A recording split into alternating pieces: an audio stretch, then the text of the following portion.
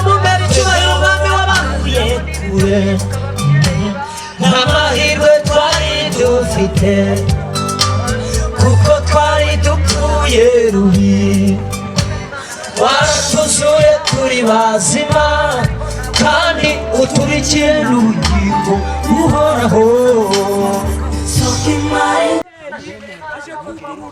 Mana yagora kungo mumuhagararire nk'ukuri Imana ari we wamugize imboneza Mana nguzo kumuyobora mu bikorwa byose bizakubaza gukoreshwa nawe mu izina ryawe Yesu Kristo amen.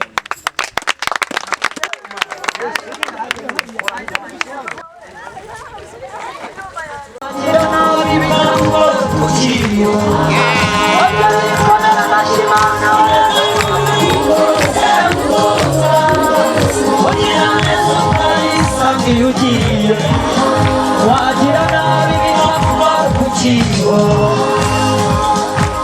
abantu banezerewe Imana bayotera amashimwe turasana ndetse n'abagabo barabisanya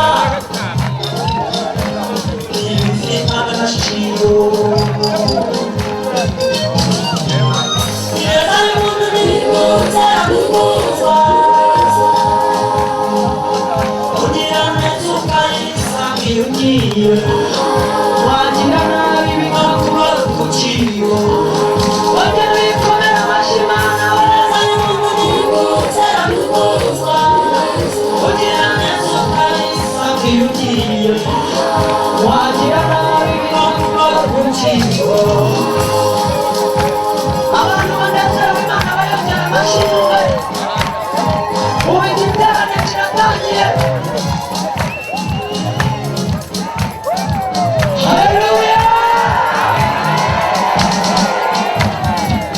kuko wera Imana n'abantu bazapejo mutitaye ku by'isi bitagira nyirabyo kubera yuko umuntu apfuye arabisiga bikahiga n'umuntu utarabiruriye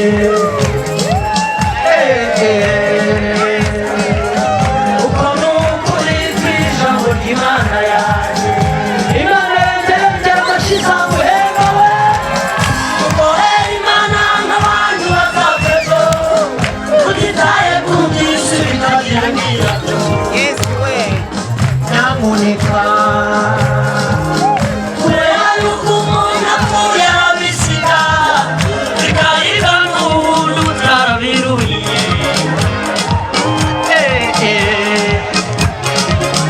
uko ni ukuri kw'ijambo ry'Imana yanjye nuko igiterane gitangira ineza y'umuntu ntibuza yamubuza kugira neza ukayisanga iyo ugiye wagira nabi kuba ukiriho ineza y'umuntu ntibuza yamubuza kugira neza nshuti kugira neza ukayisanga iyo ugiye wagira nabi kuba ukiriho abantu bakunda Imana bazamura ibiganza hejuru utere uyihe icyubahiro gutya kandi uko ubikora Imana ibirebe ikiganza cyawe igira icyo ishyiramo abanyamugisha n'abamenye Imana bakayibangikanya n'ibigirwamana abo amazina yabo yaranditse niyo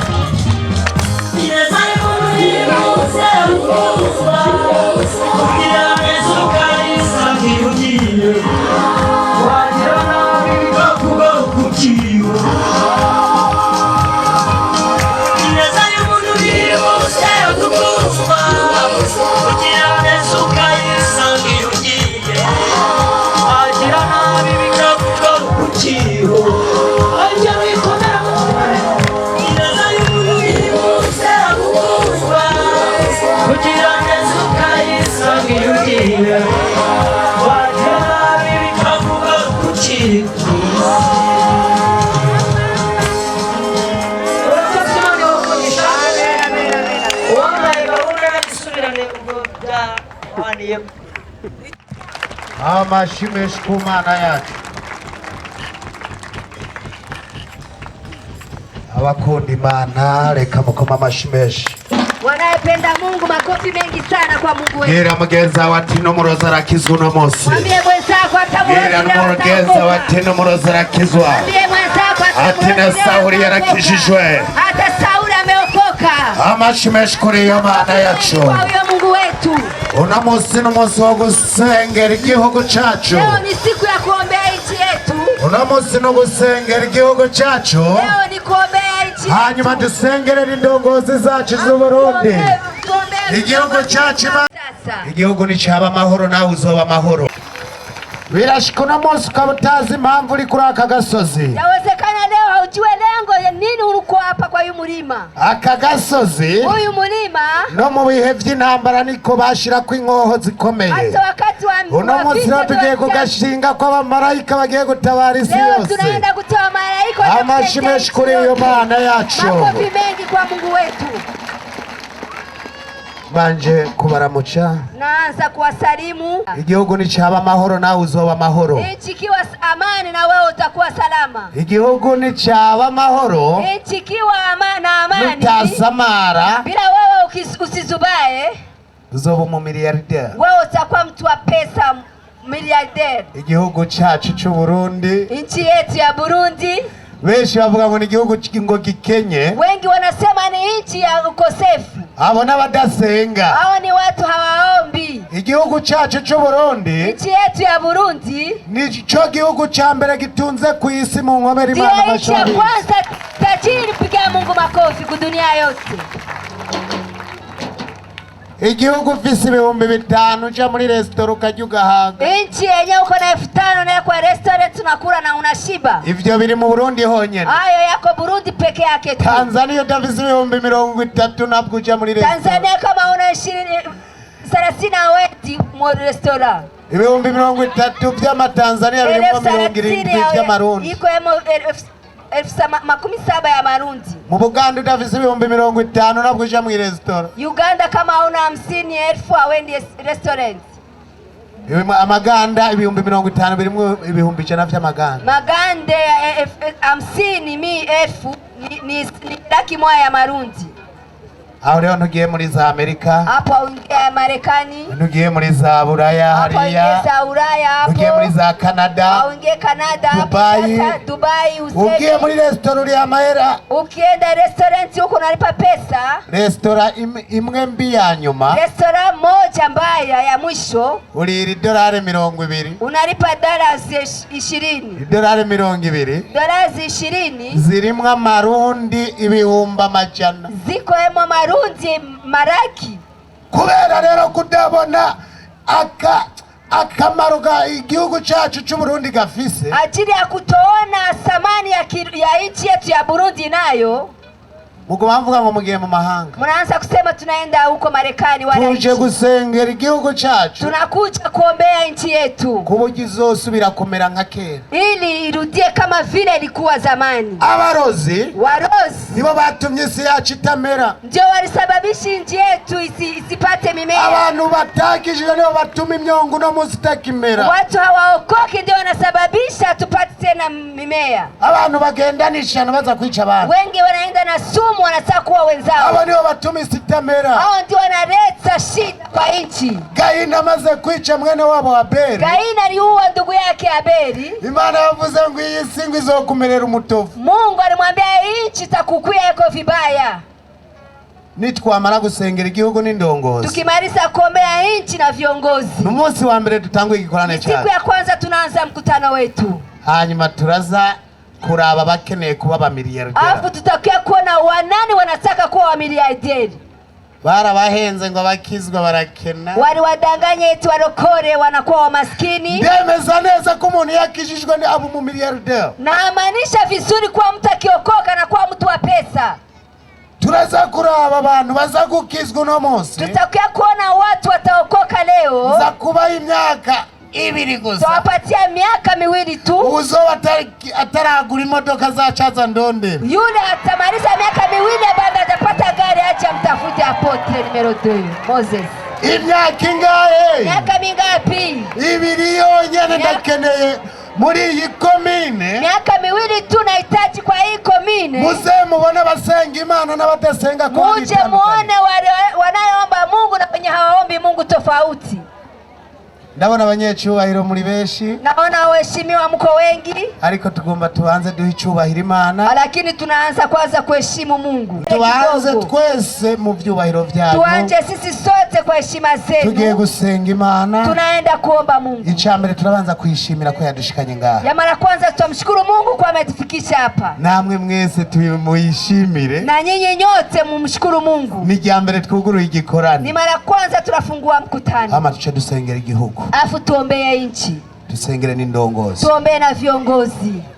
Utariyumvamwe mw'indongozi. Kama wewe haujajisikiamo viongozi, wewe ni utumisi yacu itamera. Wewe ndio unasababisha nchi yetu isipate mimea. Ntushobora gukunda Imana udakunda abarongozi bakurongoza. Hauwezi penda Mungu bila kupenda viongozi wanavyokuongoza.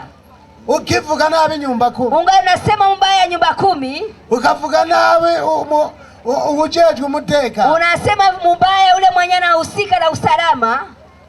Wewe ntiwari ukwiye no kuba mu gihugu cy'u Burundi. Wewe haustahili hata kuishi kwa nchi ya Burundi. Kavuga nabi n'umukuru w'igihugu. Unasema hata vibaya mkuu wa nchi. Ngo mwubahe abavyeyi banyu ngo kugira bizagende gute? Heshimu wazazi wetu murambira mu gihugu cyanyu. Tuwe na siku nyingi kwa nchi yetu.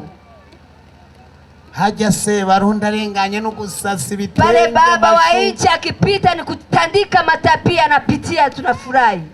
Ubonye komisera twari intara. Ukiona komisera naongoza hii mkoa. Ofisa kacumuramo hawagirisa kukayimuha. Kama uko na 10 wala kuku nampatia. Ukamubwira ati genda uje. Unampatia wende ukure mkubwa. Hata abajeje umutekano bagiye nta numwe yosura kuryama. Hata walinda salama wakienda kuna mwana anaanza kulala. Mutegezo ukundi ndongozi ziki. Unapaswa kupenda watawala. Watawala nchi. Kugira isi yacu igire gute ili imbere. dunia yetu ipate mimea. Dutegezo kugira ni rukundo. Tunapaswa kuwa na upendo, tunapendana. Abarozi mwihane. Warozi mtubu zambi. Ibisuma mwihane. Wizi mtubu zambi mwache kuiba. Umuntu yankuonde. Yule anayechukia mwenzake. Zakugenda ndamusenge. Ndaenda namuombea. Kandi Imana ichimugirira neza. Tena Mungu atamtendea mema. Wanga mwene so. Ukikataa ndugu yako. Wizibiri imigisha. Wewe unajizibiria baraka. Wewe nangorane. Wewe hana shida. Sindivuga. Sijajieleza. Nashatse kubanza kuvuga ubukuru bw'Imana. Nilitaka kusema ukuu wa Mungu. Ubukuru bw'iki? Ukuu wa nini? Ubukuru bw'iki? Ukuu wa nini?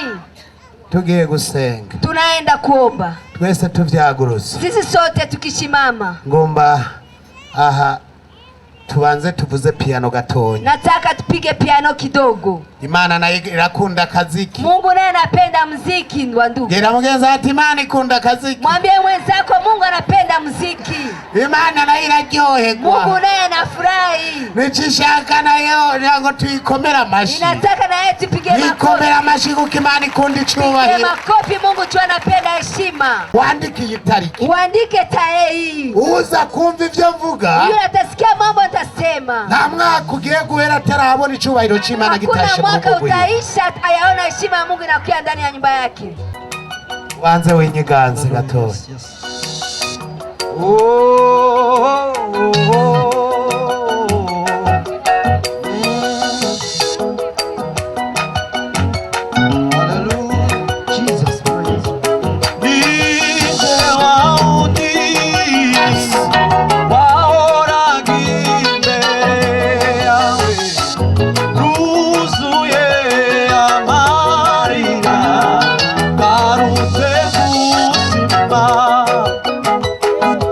Wewe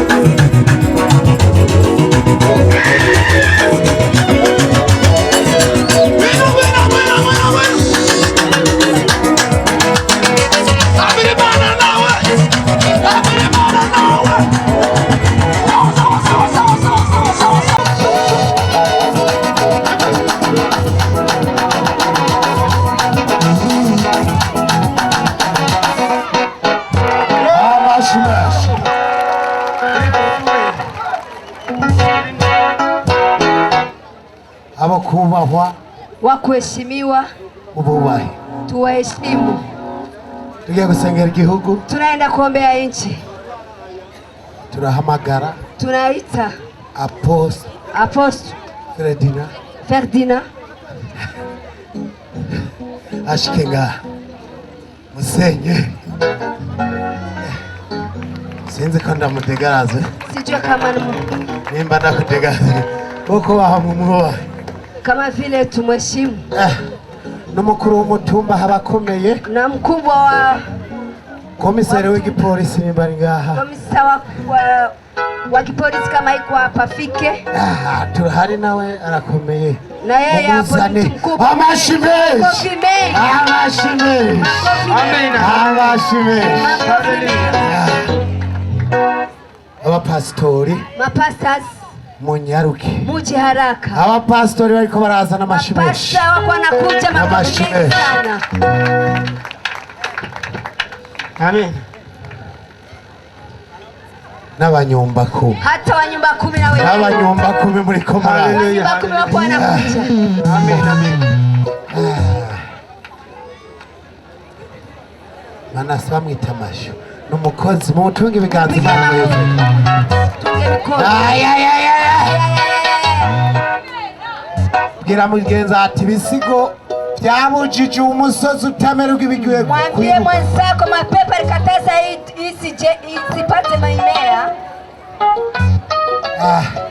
banza ko tugiye gusenga Imana. Tunaenda kuomba Mungu.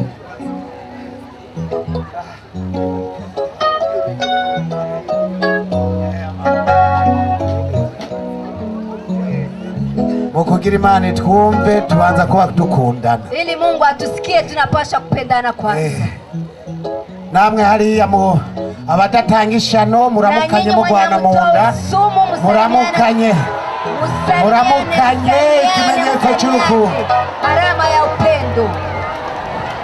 muramukanye mugwana mu Musalimiane mkipareana kama hamtoi sumu. abadatanga ishano, Wale hawatoi sumu, abatagira ibitega wale hawana n'abafise ibitega bihapfuye mu izina wale wako na rya Yesu. roho unakufa katika aho jina. warisize uragenda ubirabu Mahali bivuye mu izina ryanjye. utaenda katika jina la Yesu. abubahwa Wakubwa muze chukue.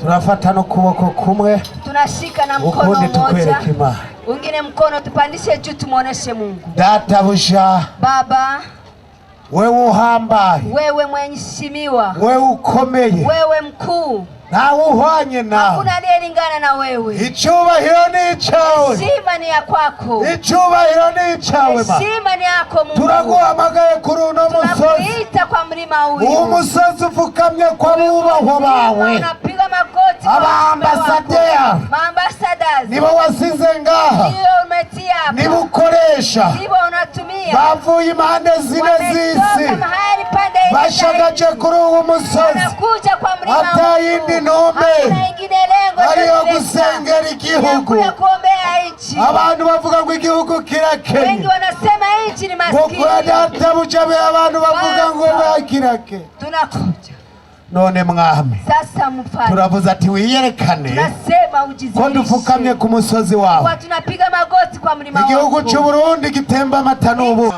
Kubaliwe mfalme. Reka igihugu cyacu cy'u Burundi kibe cy'ingenzi, Acha nchi yetu ya Burundi reka uduhe aho kuraho kuryamika ingenzi, Pate mahali ya kulalisha reka uduhe byo kugaburira ingenzi. Patie vyakula vya kupatia watembezi. Icyo twase n'uwanga Uburundi, Chenye tunakataa ni yule anayekataa. icyo twase n'uwanga indongozi Chenye z'Uburundi. tunakataa yule anayekataa viongozi wa Burundi. Udashigikira indongozi z'Uburundi ntakaboneke mu Burundi. Viongozi wa Burundi tusimu. Udakunda Uburundi ntakaboneke. Unasependa Burundi asionekane. Databuja, Baba, abarozi basesha amaraso biharura warozi ku barundi waliomwanga damu ya turabasabiye imbabazi tunawaombea msamaha, ariko uno munsi lakini leo ubahe kwihana wapatie kutubu. nidushaka ko bazopfa nabi nabo Hatutaki wakufe vibaya turashaka leo, bajye ku byiza by'uburundi tunataka wakule mema ya Burundi. urakoze mwana Asante ko Mungu wamaze guhangaza kuwa amekuwa anatusaidia. dusengeye igikorane cyacu Tunaombea mkutano wetu, abazokizwa wale watayokoka abari wowe uzobayobora wewe waongoze,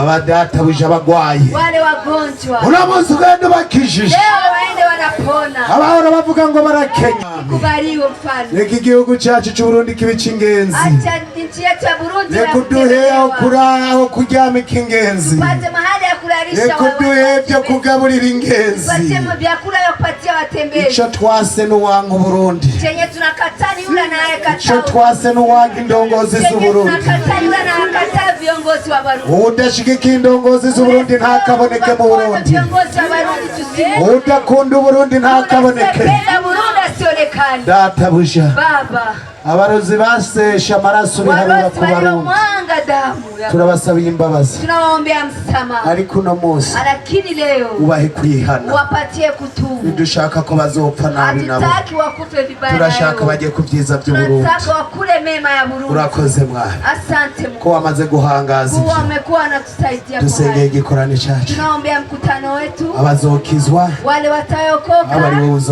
uzobayobora wewe waongoze, abadatabuje abagwayi wale wagonjwa uno munsi ugenda ubakijije leo waende wanapona, abahora bavuga ngo barakenye wale wanasema ni maskini uno munsi ubereke ko ari abatunzi leo waoneshe kuwa ni matajiri, izi ndongozi zifukamye aha na viongozi wanapiga magoti hapa bahe kubahwa wapatie kuheshimiwa, bigaragare ko ari twebwe vionekane kuwa ni sisi. databuje watumye Baba uliyetuma, ubaha amavuta wapatie mafuta aho bazoshika bagwaye mahali watafika watu bakibaraba wagonjwa bakire wakiwatizama tu wapone. ufise ibibazo muri twebwe Ule iko na shida ka miongoni muhe mwetu, gutabangwa kubera patia fukana kusaidiwa na wewe tu. uwishuzwa amadeni ndavyase kubera ukuvuga mu birabe mana urwajije ubirabe mana uwariye amadeni muri banki birabe mana Deni kwa banki yatizame Baba, ukugufukama hii kupiga magoti yetu. uwo mwaka Huyu utarahera mwaka bado bigaragare haujaisha, ko bafukamiye wowe ionekane kuwa tumepiga magoti wewe Mungu. Asante kuwa unasikia. Amashimisho ku Mana Makofi yacu. mengi kwa Mungu wetu. Imana ibahezagire Mungu awabariki. izi ndongozi rero Hawa viongozi sasa, komisera mumutonye ibiganza mu mumutunge mikono iyi mbariki. ntara yubawe Hii mkoa ibarikiwe. karuduheze hariya kwa aposo Acha tupatie umwanya ni apostle cyambere ni umwanya wa mbere muda wa kwanza tuma agenda baramukayije aenda na tutarimia. indwi yose ndizeye ko turi Hii kumwe wiki yote nafikiri tuko pamoja. muraba abavuka muri iyi ntara oya Mwangalie mudufotore huku ya mtupige picha. mudufotore kwe Mutupige picha. iyi ntara yacu yarahiriwe Mkoa yetu imebarikiwa sana. nta yindi ntara iviza abaposo Asona iko na waposto kama hawa. abamiliyarderi Wamiliyarderi bwira kama mugenzi hawa. ati n'abamiliyarderi ko Wambie bamenye Yesu mwenzako ni wamiliyarderi tu wamemtua Yesu.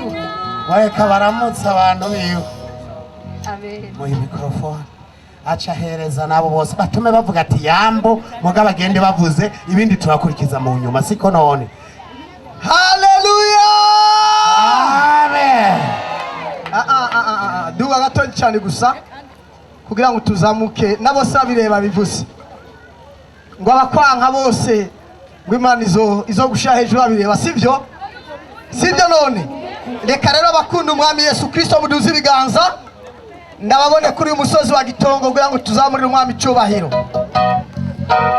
zamurira umwami cyubahiro ndabiganza abakunda umwami wacu Yesu Kristo yavuze ngo intara ya Gitega komine Bugendana iyi zone ya Bitare uyu musozi wa Gitongo ngo ifita abakozi b'Imana ba miliyardere Imana yacu yabwa icyubahiro cyane saba miliyardere gusa turaba ambasaderi ba Kristo ndabaramukije rero mwese mu izina rya Yesu Kristo ku mazina nitwa ndumukozi w'Imana naje mva mu gisagara Bujumbura ariko ndi uwo imvukira yaha hantu ndimvukira yo muri iki kibanza nyene aha ni wacu aha Mose wa kabiri n'umukozi w'Imana Imana yampaye kumenya kandi twamenyanye mu bihe bikomeye no mu bihe byiza. Ni umukozi w'Imana, Imana iriko irakoresha ibikomeye n'ibidasanzwe. Ndababwire ngo abari ngano kuri televiziyo, kugira umukozi w'Imana nka Mose wa kabiri aha mu gisagara cya Gitega canke mu Burundi no kwisi yose sivyo igihamana.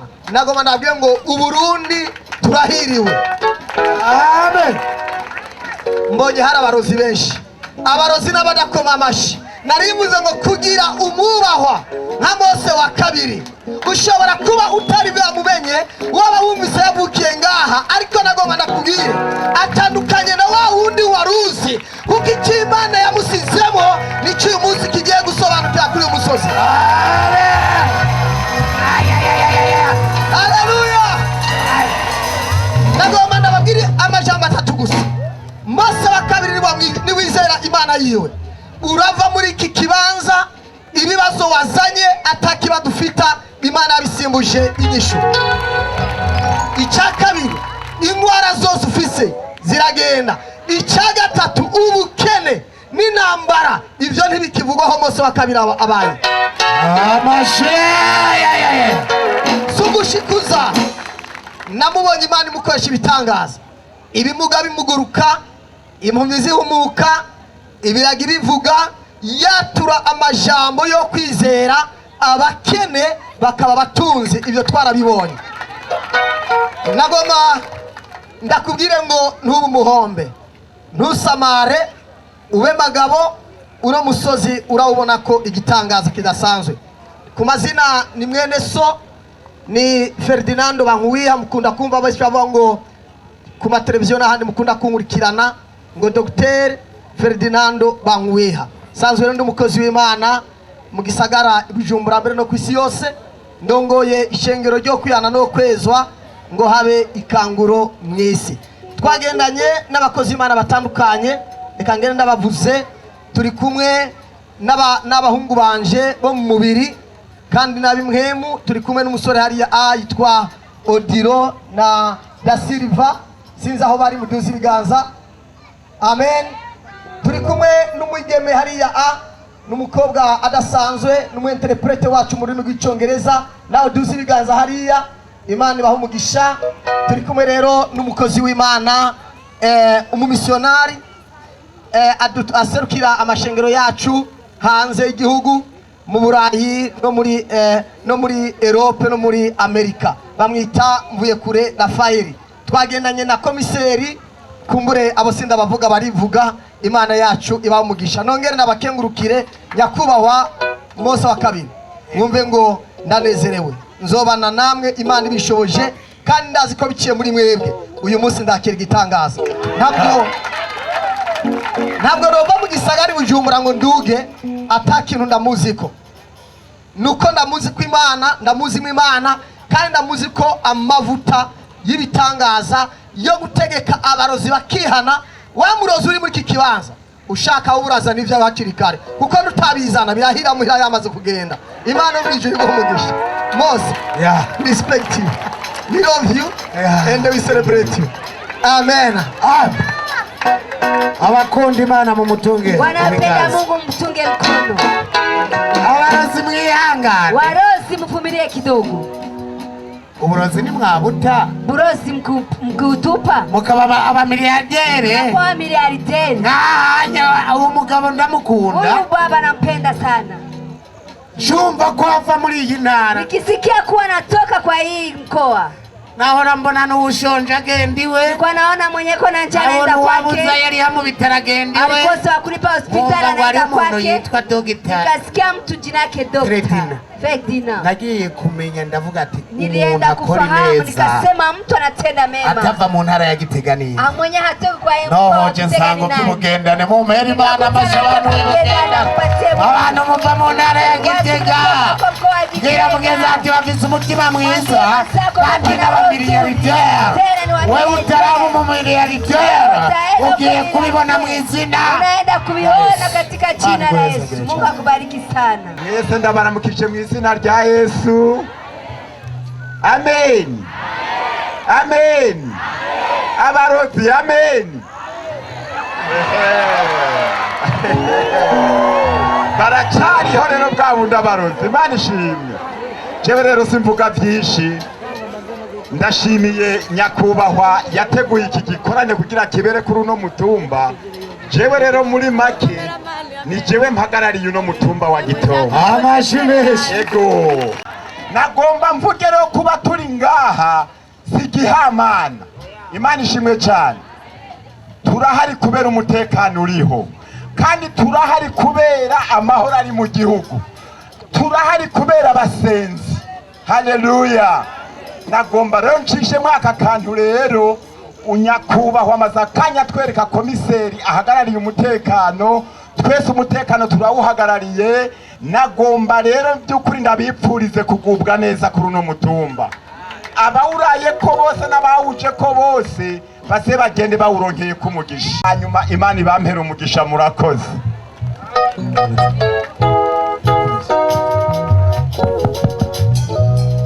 Haleluya!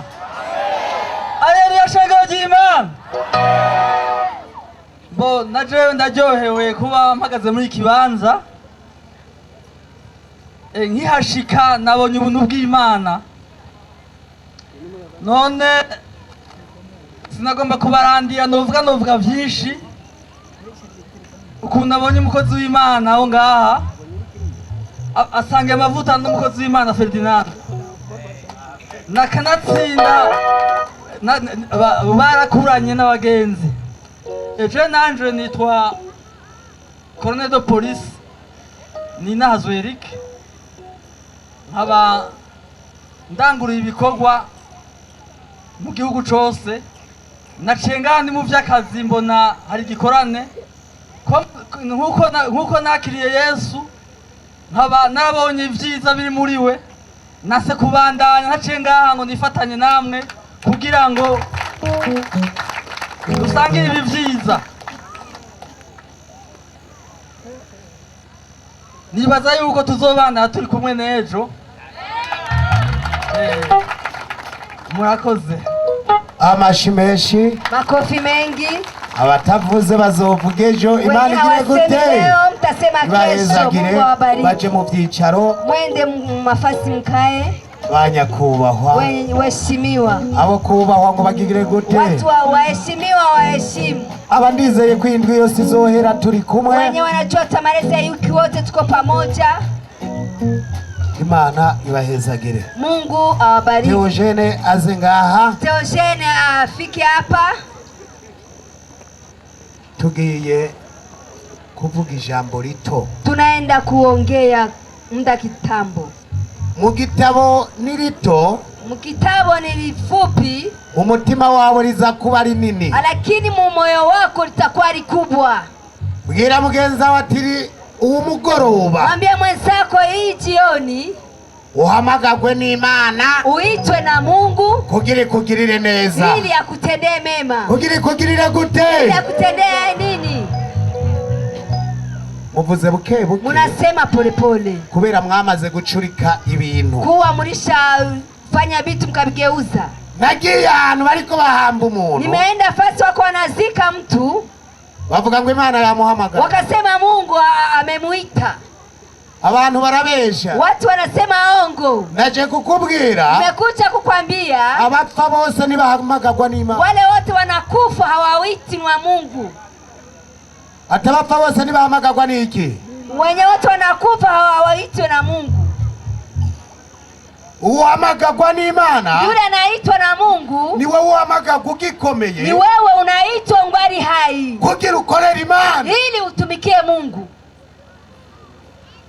Murabyumva? Je, mnasikia? Ni wabona wapfuye, ukiona yule anakufa, uze witonde kuvuga ko yahamagawe n'Imana, ujiazari kusema kuwa anaitwa na Mungu, kuba ari kugira muremesha abantu ngo ntibihane, ni kufariji watu ili wasitubu madhambi. Gira mugenza wa Timosi wa kabiri yahamagawe n'Imana, mwambie mwenzako Musa wa pili ameitwa na Mungu.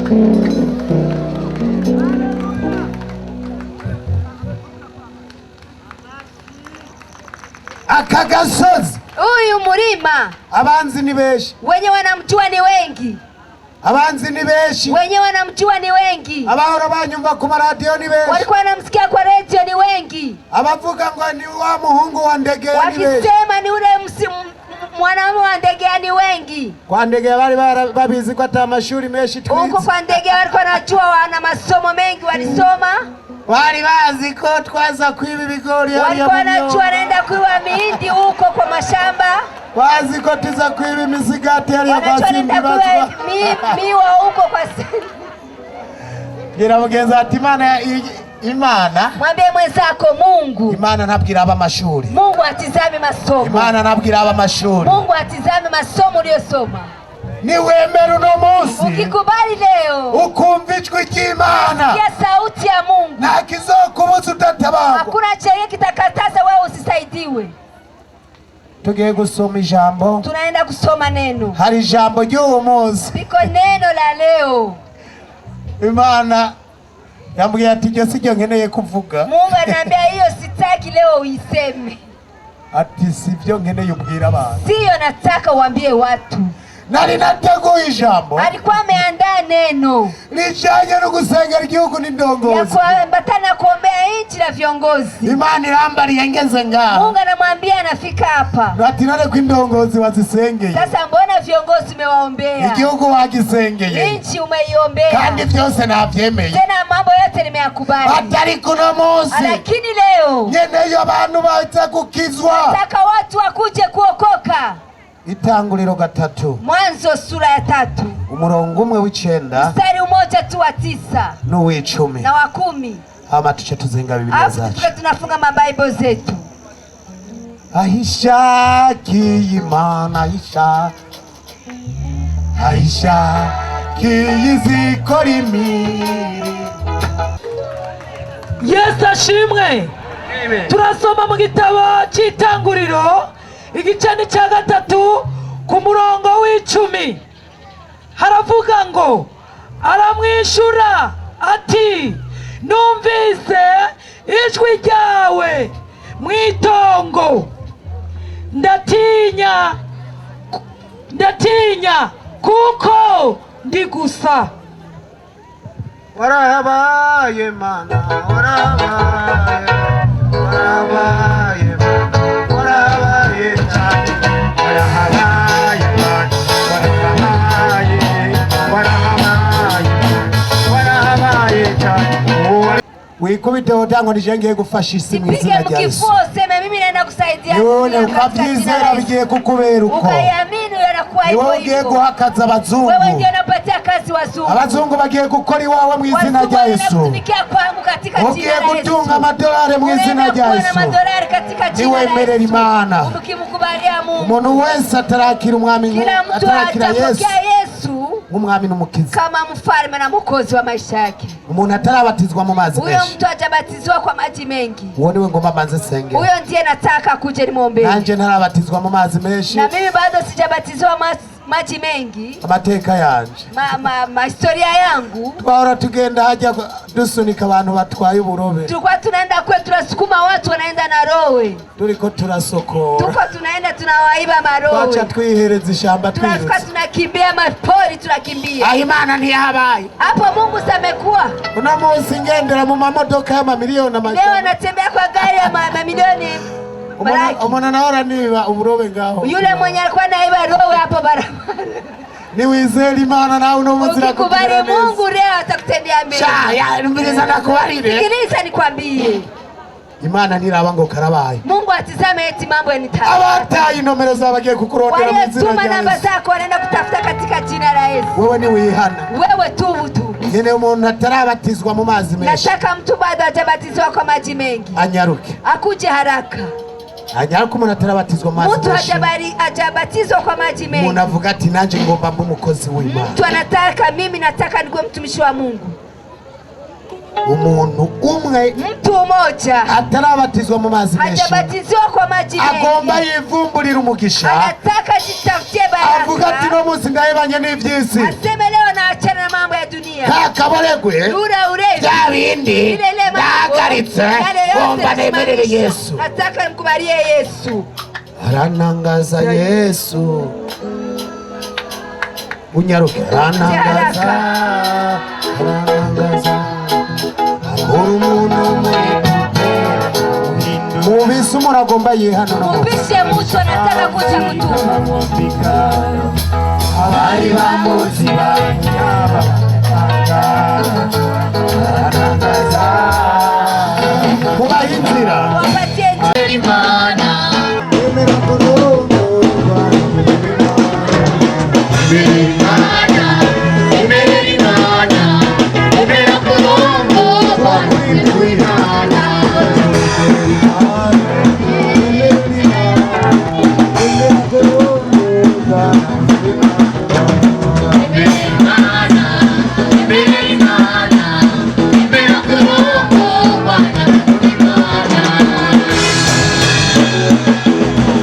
Ndabona haracari batanu. Naona panabakia watano. Karabana ingabire zabo zari zarazimye. Kwa watu karama zao zilikuwa zimezima. Haye genda wakozima. Nari abana ingabire zabo zari zarazimye. Karama zao zimezima. Tugiye kuzatsa mu izina rya Yesu. Kuziwasha katika Tugiye kuzatsa mu izina rya Yesu. Kuziwasha katika jina la Yesu. Simbabuke Satani, simbabuke.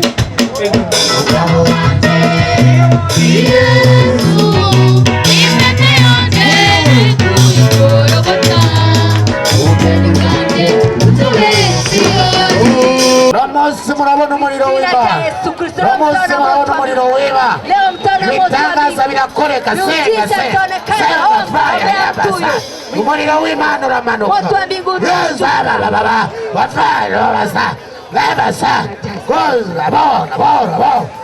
Fire, leko umuriro w'Imana murabona mu mwana. Abasenga mwese murakira.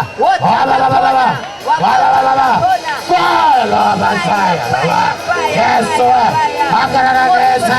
Urabona ibitangaza byera. Urabona ibitangaza byera. Abakozi barakira. Fire, fire, fire,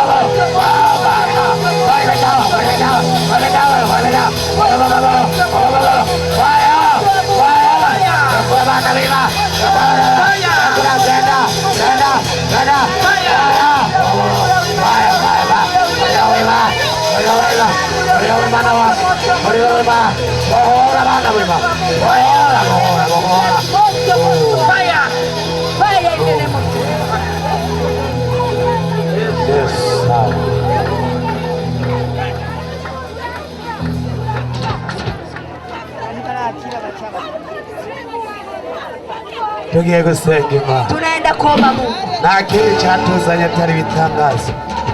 Pokea muujiza ndio umetuleta. Mugiye kubona Imana ikora. Unaenda kuona Mungu akitenda kazi. Imana ikirabohora bayo. Mungu ikanafungua watu wake. Imana ikirabohora bayo. Mungu ikanafungua watu wake. Hagarara neza. Simama vizuri. Imana ikubohore. Mungu akufungue. Reka kuraba mugenza. Nitakutizama mwenzako. Imana iracakora abasenzi mufatu. Waombaji mshika watu. Bado yamaze kubohoka ubu. Aishafunguliwa lakini bado atapata nyuma ya gato. Hapa nyuma yako kidogo. Reka umusenzi umwe nareka wagira. Mtu mmoja aende kule. Arakira, onde aje. Fata. Mushike huyo Mungu. Bwira mugenzi ati Imana iraje. Mwambie mwenzako Mungu anakuja. Imana iraje kugutabara. Mungu anakuja kukusaidia. Imana iraje kugutabara. Mungu anakuja kukusaidia. Ugiye kubona umuriro w'Imana. Unaenda kuona moto wa Mungu. Imana igiye gutongora ibitayivako. Mungu anaenda kupunguza yale yote. Kugusubiza ubuzima. Anaenda kurudisha maisha. Wewe wizeye uno munsi. Wewe una imani leo. Ntugende tutagusengeye. Usiende bila kuombewa. Twari tugiturira. Tulikuwa tunaunguza. Ivya karande zo mu miryango. Familia inakufuata. Za karande zo mu miryango iwanyu. Wewe ya familia. Turiko turabohora. Tuko tunafungulisha. Turiko wao reka la basa. Risha. Rekura abana b'Imana dayimo. Achilia watoto wa Mungu pekee. Rekura abana b'Imana dayimo. Achilia watu wa Mungu pekee. Reka ibitangaza. Acha miujiza. Ukoresha bawe Imana. Tumia watu wako Mungu. Wizere tugiye gusenga. Uamini tu tunaenda kuomba. Tugiye gusenga. Tunaenda kuomba. Tugiye gusenga. Tunaenda kuomba. Daimoni rekura. Pepo achilia watu. Daimoni rekura. Pepo achilia watu. Mose wa kabiri yahageze. Sapira amefika. Rekura. Achilia. Rekura. Achilia. Rekura. Achilia. Rekura. Achilia. Rekura. Achilia. Rekura. Achilia. Rekura. Achilia. Rekura. Rekura. Achilia. Mushire ibiganza byanyu hejuru. Mupandishe mikono yenu juu. Mugiye kubona itangaza. Munaenda kuona miujiza. Ko mwemereye Imana. Kuwa mnamkubalia Mungu. Guhera uno munsi. Tangia leo. Ugendane n'Imana ya Mose wa kabiri. Wende na Mungu wa Musa wa pili. Ari Mose wa mbere. Palikuwa Musa wa kwanza. Ari Mose wa kabiri. Hivi piko Musa wa pili. Uvuga ati guhera uno munsi. Useme tangia leo. Guhera uno munsi musubire mwaya majambo. Rudia maneno haya. Ati guhera uno munsi Imana. Tangia leo Mungu. Guhera uno munsi Imana. Tangia leo Mungu. Ndashaka ugendane nanje. Nataka utembee na mimi. Ndagusavye imbabazi. Nakuomba msamaha. Ndagusavye imbabazi Imana. Nakuomba msamaha Mungu. Muvyo nagiriyemwo ntazi. Muyale niliyotembelea sijui. Mbabarire. Nisamee. Subiremo cyane ati mbabarira. Murudiemo sana eti nisamee. Tinabikoze mu butamenya. Nimeyatenda bila kujua. Ndagusavye imbabazi. Nakuomba msamaha. Unyemerere mbo mwana wawe. Unikubalie niwe mtoto wako. Guhera kuri iyi tariki. Kuanzia leo hii. Unyemerere ngendane nawe. Nikubalie nitembee na wewe. Imbabazi zawe zimbeko. Wako watu yangu. Umugisha wawe ugendane nanje. Yako itembee na mimi. Karande zo mu miryango. Mambo ya familia zangu. Ati ndavyase ko bingurikira. Kataya yasinifuate tena. Ati ndakeneye umugisha wawe Mana. Nataka baraka yako Mungu. Ivyanyikurikije vyo mu miryango ntazi. Yale nifuate mu familia sijui. Ndavyase. Nakataa. Ndavyase. Nakataa. Ndakeneye Mana uze mu mutima wawe. Nataka Mungu uje ndani ya roho yangu. Usori ibitakuvako. Utoe mambo yote asiyotoka kwako. Gendane nawe. Lakini nitembee na wewe. Amaraso yawe ambeko. Damu yako iwe juu yangu. Amaraso yawe ambeko. Damu yako iwe juu yangu. Umwana wawe vy'ukuri. Mwana wako wa kweli. Gendane nawe vy'ukuri. Tembee na wewe kwa kweli. Zogukorera. Takutumikia. Gushika ugarutse gutora ishengero. Hadi urudie kuchukua kanisa. Urakoze. Asante. Urakoze kungize mushasha. Asante kwa unanifanya mpya. Nigije inyuma satani n'abadayimoni. Nafukuza shetani na mapepo. Aho nzogera hose. Mahali nitafika pote. Ngaragare ndi umwana wawe. Nionekane kuwa mwana wako. Ivyari vyaranyikurikije vyo mu miryango. Yale alikuwa ananifuata mu familia. Ndavyiyambuye. Najivua. Urakoze kuvyumvisa. Asante kwa unayasikia. Amen. Data buja mwamushobora vyose. Mungu mwenye uwezo. Amaboko hejuru, amaboko hejuru. Mikono juu. Data buja. Mungu. Nasengeye ubu bwoko bwawe. Nasengeye ubu bwoko bwawe. Ndagusata amavuta yawe mabeko. Mafuta yako juu yao. Kuvako. navuze ati databuja reka ubushobozi bwawe bururuke aho satani yari yarazibiye aziburure ndabahinduye ihanga rikomeye ndabahinduye ihanga rikomeye ndabahinduye abakozi bawe murakoze kubyumvise murakoze kubikoze muri iyi minsi itatu tugiye kumarana nabo reka muri iyi komine hata kwa komine hii uzohibere uwe pamoja nasi. Urakoze kubyumvise. Asante kwa unasikia. Amen. Amen. Makofi mengi kwa Mungu. Makofi mengi. Abo no munsi mwebwe mukijijwe. Leo mnaokoka. Ejo guhera isaha 3. Kesho tangu saa 3. Muzobonana n'umukozi w'Imana. Mutaonana na mtumishi wa Mungu. Mukozi w'Imana azoba ari ngaha. Mimi nitakuwa niko hapa. Guhera saa 3 ya gatondo. Ndagia saa 3 ya asubuhi. Muzeze mubonane nawe. Mukuje tuonane kesho asubuhi saa 3. Uzosanga yambaye ukunyene. Utanikutana na vai vivi. Hama kugira tubandanye tubafasha. Afu tuendelee tunawasaidia. Mukeneye inyigisho. Munahitaji mafundisho. Azobaha amatelefone yiwe. Tawapatia namba yangu ya simu. Ni mwebwe ba mbere mukijijwe. Ni nyinyi wa kwanza mnaokoka. Kuri uno musozi. Kwa huyu mlima. Bakize. Walishapona. Vyagiye. Au walishapona. Bavyure neza. Ushe waikaye walishapona. Baratora ubwenge. Wapate tu fahamu. Namazi mwavuzanye. Mulileta maji.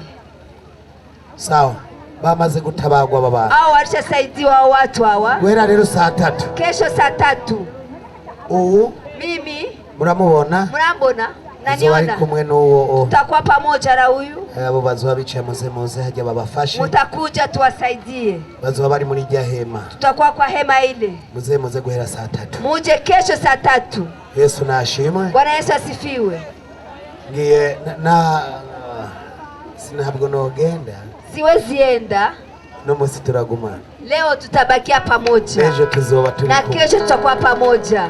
Twaje kuvuga Imana. Tumekuja kusema Mungu. Muravuga ngo ishengero nirihe? Munasema kanisa ni la wapi? Ni ishengero muzosanga muri Samueli wa mbere. Ni kanisa mtakutana kwa kitabu cha Samueli wa kwanza 19 sura ya 19 18 mstari wa 18. Ntabwo twabanje kubibabwira. Hatukuanza kuambia hayo. Washatse mubanze mwizera Imana. Tulitaka kwanza mwanze muamini Mungu. Uwo musozi w'Imana na yote. Huyu mlima wa Mungu na yote. Tusanga muri Samueli wa mbere. Tunakutana kwa kitabu cha Samueli wa kwanza 19 sura ya 19 18 mstari wa 18. Aho Sauli yari kahiga Dawidi. Alikuwa anamtafuta Dawidi. Ubu nawe wari kurahigwa. Kama vile na wewe walikuwa unatafutiwa. Abandi barajya nawe ntuje. Wamoja walikuwa wanakula wewe hukuli. Abandi bagasuma inyama nawe ukumva. Wengine wanaemea nyama na wewe hauna. Abandi bakagira amahera nawe ntuyagire. Wengine wanakuwa na pesa wewe hauna. Ukibaza ngo nivyo Imana yakuremeye. Unafikiri kwa ndio Mungu amekuumbia. Sivyo Imana yakuremeye. Sio hayo Mungu amekuumbia. Tugeze ku musozi w'Imana. Tumefika mlima wa Mungu. Bose baratabagwa. Wanasaidiwa. Wewe mukijijwe no munsi. Wewe umeokoka kwa siku ya leo. Ndabandika. Watawaandika. Nabejo tuzobandika. Na wakesho tutawaandika. Mukaguma mwizeye Imana na kurikia. Mnaamini Mungu niliyefuata. Mukamara umwaka. Mukamaliza mwaka. Mutarabona bihinduka. Bila mjaona mambo yanageuka. Muze muvuga ati ya Mana yo ku musozi nayo tisi. Muje kusema Mungu anayote sio Mungu. Umukene wa nyuma. Mkosefu wa mwisho azogenda ni moto ya Kayuki. Ataenda na moto ya Kayuki. Abandi mugiye kuba badandaza bakomeye. Wengine mtakuwa wakomersa wakubwa. Imana ibahezagire. Mungu awabariki. Rero na yote sasa na misioni yayo. Misioni ya Nayoti iri Bujumbura. Iko Bujumbura. Iri mu Rubirizi. Iko kule zone ya Rubirizi. Musozi w'Imana na yote. Mlima wa Mungu na yote. Nuwo gutabarirwako. Nuwa kusaidiwa eko. Watanguye 2019. Umeanza mwaka wa 2019. ari jewe ndawurongoza. Alikuwa Mose wa pili anaiongoza. N'ubu ni je ndawurongoza. Hata hivi ndiye anaongoza. Bujumbura twaruguruye amashengero atandukanye. Bujumbura tumefungua makanisa fasi tofauti. Twarageze no hanze y'igihugu. Tumefika hata nje ya nchi. Mkie Mungu. Twirongera amafaranga. Tujipatie pesa. Nzobasabira imbabazi abantu bose mwisha abantu. Tawaombea msamaha wale wote mlioua watu. Hanyuma twikorere Imana turonka amahera. Afu tutumikie Mungu tupate pesa. Wishe umuntu wungukije. Ukiua mtu unafaidika nini? Ndashaka dutemberana na mahera mu izina. Nataka utembee na pesa katika jina la Yesu. Musubire mu vyicaro Imana ibahezage. Rudieni mafasi Ariko tugiye gusengera abagwayi. Tunaenda kuombea wagonjwa. Abagwayi n'abafise imitwaro. Wagonjwa wengine wa Theogena charirimba. Theogena atafika na hanyuma mu mwanya turarangiza. Afu muda kidogo tutabariza. Mushira ibiganza hejuru abantu bagwayi. Watu wagonjwa mpandishe mikono waombe. Data buje mwamushobora byose. Mungu mwenye uwezo. Turi Imana. Nasema wewe ni Mungu. Reka abagwayi bakire gukira. Acha wagonjwa wapokee uponyaji. Reka abagwayi bakire gukira. Acha wagonjwa wapokee uponyaji. Wako na mahitaji wasaidiwe. Abashaka kurira indege bakira amaviza. Abashaka amapasiporo bayakire. Abashaka amafaranga bayakire. Nataka pesa wazipokee. Urakoze kuvyumvise. Asante kwa unasikia. Makofi mengi kwa Mungu wetu.